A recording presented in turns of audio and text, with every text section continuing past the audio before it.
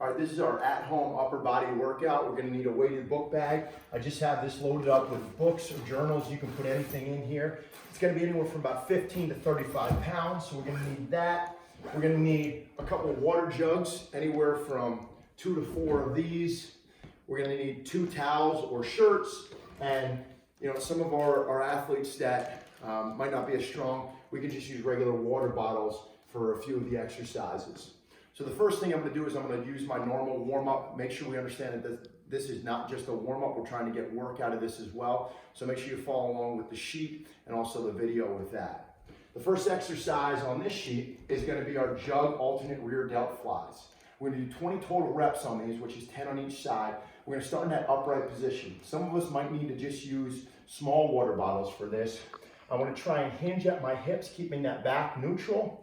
I'm going to get my arms up to start. I'm going to lower one down, letting that scap disengage and relocating to the start position and then to the other side. This should be a back of the shoulder burn, so we need to feel it back here. If you're not, you're feeling more in your arm, we need to lower the weight. Some of our athletes might need to do it just like so and get that scap mobility and understanding and awareness with that. Our next thing that we're going to do are just push-ups, and we're going to complex this with a push press.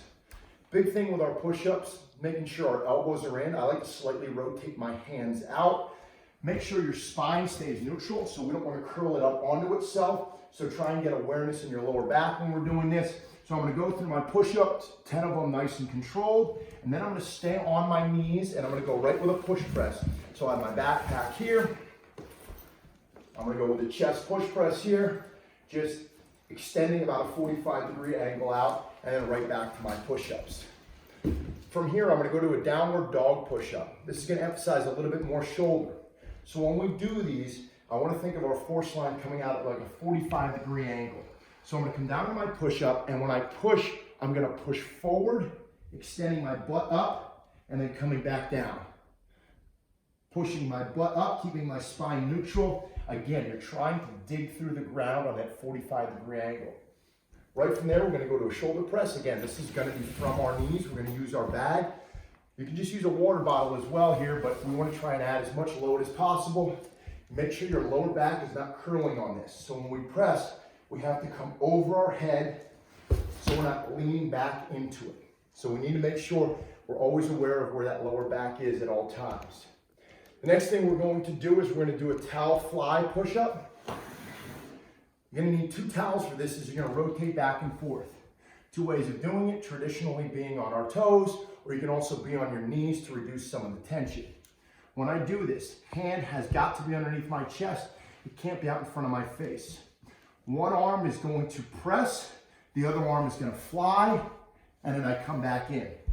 My tension is about 70% here and 25% here. I'm going to alternate hands. I'm going to go through the allotted reps on the sheet. I'm going to lay flat on my stomach and go to my T's. Very similar to that first exercise we did. This is all about getting our shoulder blades engaged. So I'm going to lay on the ground and try and pin those shoulder blades back as much as possible.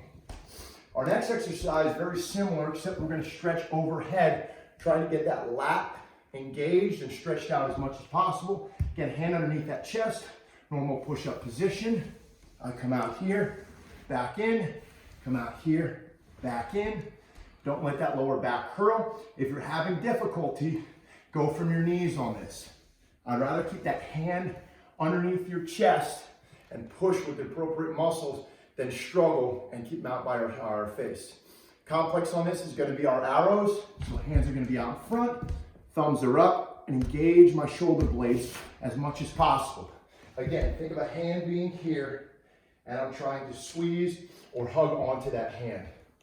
Our next thing that we have, we're going to do our jug raises. These are going to be front and side. You can hold anywhere from 1 to 2 in each hand. Make sure I have posture. Thumbs are going to be up. I'm coming all the way up to my chin and controlling back down for my front raises. For my side raises, I actually want to lead with the index finger, so the jugs actually force you to be in a great position So I want to be here. I don't want to get that traditional roll down and compromise that shoulder. I want to be here, and I want to be out in front of me slightly. Again, trying to establish shoulder health here. So I'm up to the same line and controlling back down. The goal is to understand the movement and try and engage manually as much as possible. Don't just let the weight do the workout. Our next thing that we have is a single arm, single leg, jug press, opposite arm, opposite leg. Left leg is planted, right arm is going to press, slight bend in my knee. I'm coming overhead, nice and controlled. I can also, if I want to add tension, also do this with my book bag. I can hold it right here. It's going to rest against your arm, and I'm completely fine with that. There's extra instability with this.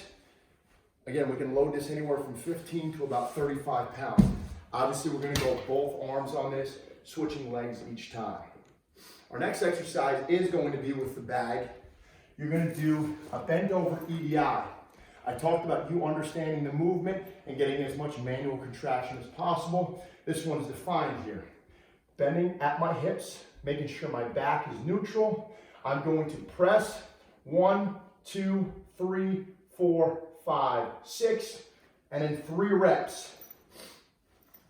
I'm going to row again, 6 seconds, followed by 3 reps. So what we're trying to do for that 6 seconds is get neurological understanding of those muscles that we don't necessarily have good control of, and then use them in the movement as part of the exercise. We have our 1-point row. This can be done with our backpack or our jugs. Very similar to when we did that shoulder press. We're going to be opposite arm, opposite leg. Left leg is down. Hinging at my hip. I want to think of my knee and my belly button almost touching each other. Send my rear leg out as a pendulum, and I'm going to row up just like so. You can also use your backpack. Put your shoulder straps so they're shorter, so it's not going to interfere, or the ground's not going to interfere with it. And we're doing that same exact thing as we go through. I'm going to keep my backpack, and I'm going to do a pullover with this. I'm laying on the ground. Even better if you have a bench or a chair that you can drape yourself over. Slight bend in my elbow. All the movement comes from my lats, and I control it back over. Obviously, you can see the ground's going to interfere a little bit with your range, so it's going to be definitely beneficial to do it off of a chair or off of a bench. But again, it's got to be all lat, no tricep.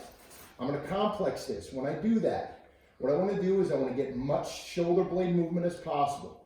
Shoulder blades up, shoulder blades down. Movement just like so. Trying to get awareness, especially with touching the floor. You can feel how much movement. You should feel those scaps rotate across your rib cage. Next thing I'm going to do is going to be a water bottle core exercise. There's going to be different exercises, 4 of them within this circuit. The first one, I'm going to be flat on the ground.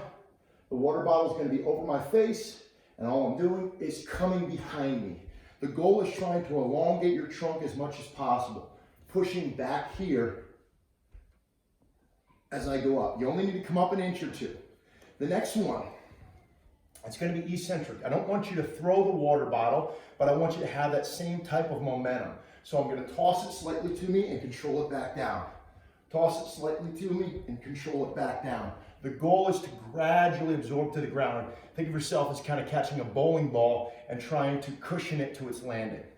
The next thing, it's going to be isometric. We're going to hold in this position, and all we're going to do is toss it to ourselves back and forth, trying to understand how to engage my stomach as opposed to my hip flexors.